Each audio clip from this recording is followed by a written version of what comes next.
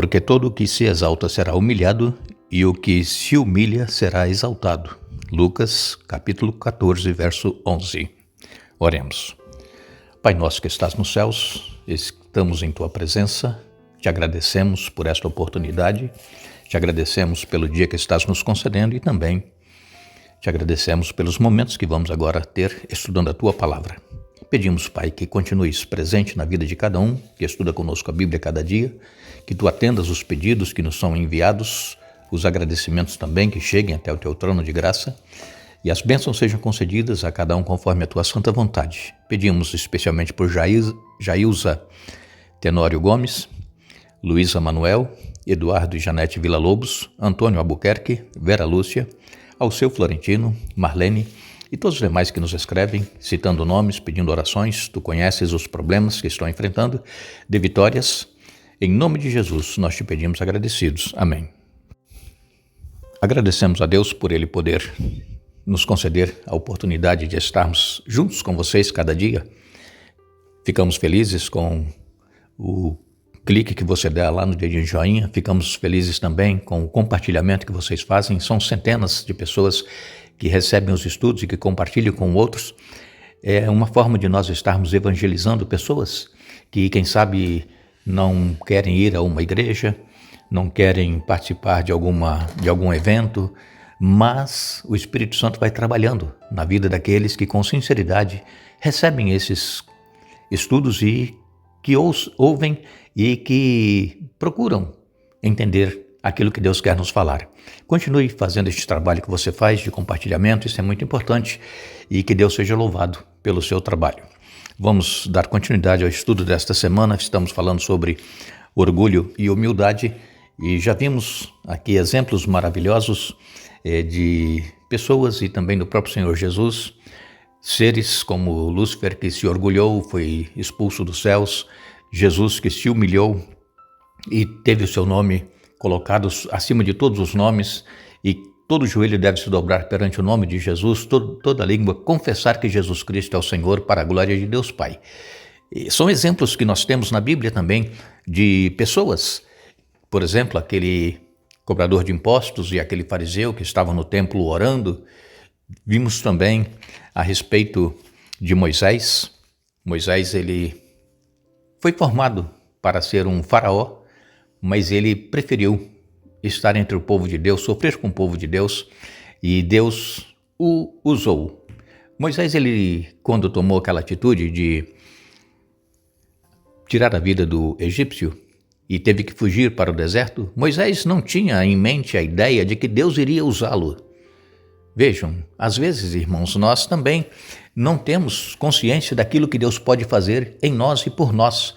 Às vezes nós estamos em uma situação em que estamos fugindo, não somente de pessoas, mas até mesmo fugindo de Deus. Mas Deus, Ele nos conhece, Ele sabe que nós podemos ser instrumentos em suas mãos, ser usado por Ele, e Deus, Ele tem um momento certo para nos chamar. Assim como chamou Moisés, depois de 40 anos que ele estava lá no deserto, cuidando de ovelhas, Deus também pode nos chamar. Pode já ter passado 10, 15, 20 anos que nós estamos fugindo, nos escondendo, mas chega um momento em que Deus, Ele nos chama, Ele nos resgata e Ele nos usa se nós nos colocarmos em suas mãos. E Moisés foi um exemplo de humildade e de mansidão.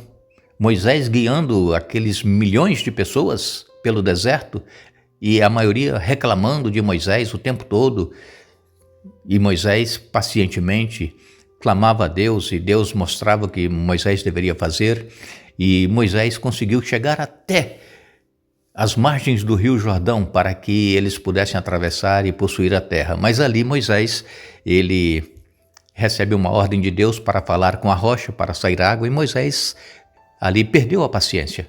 Ali ele ficou nervoso com o povo reclamando, e ao invés de ele falar com a rocha, ele bateu na rocha com seu cajado. E por causa deste pecado de Moisés, porque quando nós desobedecemos a Deus, nós estamos pecando. Muitas pessoas falam por causa daquela falha de Moisés, por causa daquele erro, mas foi um pecado. As pessoas hoje têm medo de chamar o erro que nós cometemos de pecado. São pessoas que procuram ser politicamente corretas, não é? Porque para muitas pessoas pecado soa mal, mas Moisés ele pecou, desobedeceu a Deus e por causa desse pecado ele não entrou na terra prometida, a terra de Canaã, mas ele morreu em cima do monte Nebo e ele foi ressuscitado e levado para os céus. Ele está nos céus, ele apareceu lá no Monte da Transfiguração, ali estava Jesus, estava os 3 discípulos, Pedro, Tiago e João, e Moisés e Elias apareceram ali no Monte da Transfiguração. Então é a prova de que Moisés está vivo, está nos céus. Elias também, que foi levado vivo, apareceu lá. Mas vamos hoje falar um pouquinho mais sobre este pecado que é ofensivo a Deus, o pecado do orgulho. É um pecado ofensivo, irmãos. Se porventura tem alguém nos ouvindo e que tem ainda aquela pontinha, né, de orgulho, ou que seja totalmente orgulhosa pelo estudo que conquistou, pela posição que está exercendo, e mesmo dentro da igreja, se pessoas que são nomeadas para cargos de algum departamento e se sente orgulhoso porque está ali exercendo essa função, Deus ele se ofende com isso. Se nós fomos nomeados para algum cargo dentro da igreja, nós temos que exercê-lo com humildade e serviço. Jesus ele veio para servir, Jesus não veio para ser servido. Jesus que é Deus, Jesus que deixou o trono lá na glória, ele veio para ser humilde. Mas as pessoas que são chamadas para exercer algum trabalho para Deus, na igreja ou na comunidade, estão ali a serviço de Deus, elas não devem se orgulhar, devem se colocar em sua posição de servo, estão ali para servir. Nós temos na Bíblia um relato, está em Lucas 22, nos versos 24 a 27. Aqui a palavra de Deus vem nos dizendo: depois começaram a discutir entre si qual deles seria o mais importante. Jesus lhes disse: neste mundo, os reis e os grandes homens exercem poder sobre o povo, no entanto, são chamados de seus benfeitores. Entre vocês, porém, será diferente. Que o maior entre vocês ocupe a posição inferior e o líder seja o servo. Quem é mais importante, o que está à mesa ou o que serve? Não é aquele que está à mesa? Mas não aqui, pois eu estou entre vocês como quem serve. Vejam, palavras de Jesus. Os discípulos estavam discutindo entre eles quem seria o maior, quem seria o mais importante ali entre os 12.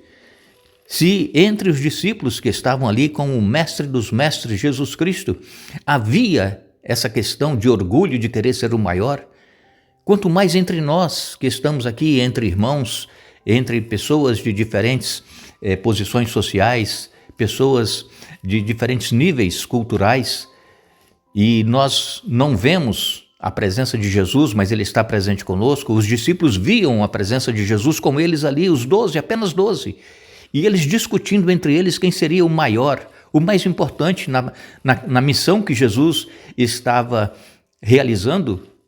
Eles pensavam que Jesus ia estabelecer o reino terrestre, ia livrá-los das mãos dos romanos que dominavam naquela época.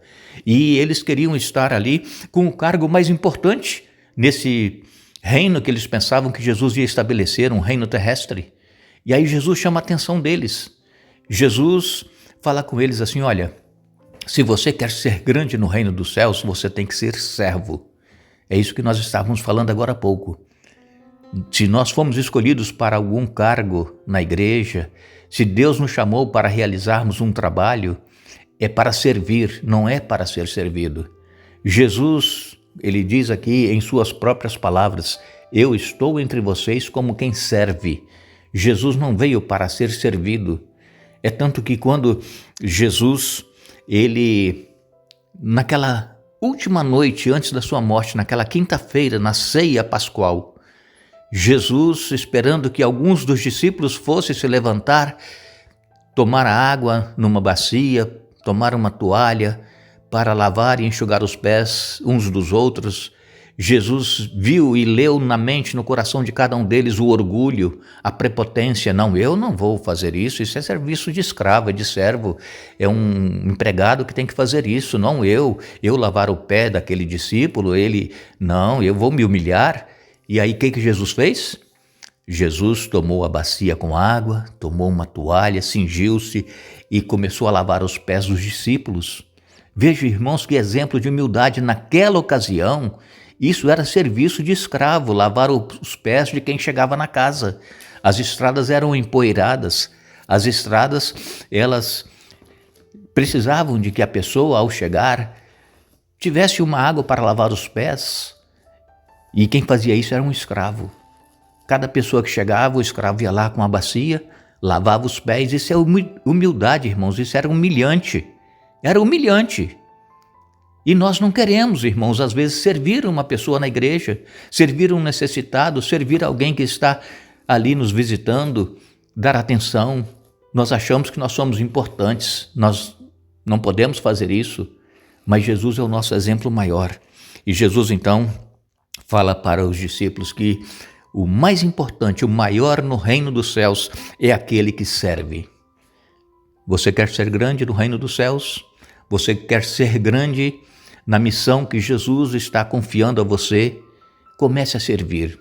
Comece a demonstrar que você não é superior a ninguém, que você está ali, mesmo tendo um estudo elevado, graduação nos seus estudos, mesmo você sendo um pastor, quem sabe sendo um diácono, um presbítero ou um ancião, demonstre humildade, esteja ali para servir, para fazer a vontade de Deus. É isso que Deus quer de cada um de nós. Não vamos brigar porque eu conheço mais da palavra de Deus do que fulano, porque eu falo melhor do que fulano. Não. Vamos nos colocar na posição que Jesus se colocou, de servo. Estamos aqui para servir, estamos aqui para ajudar as pessoas, porque o orgulho, ele é ofensivo a Deus.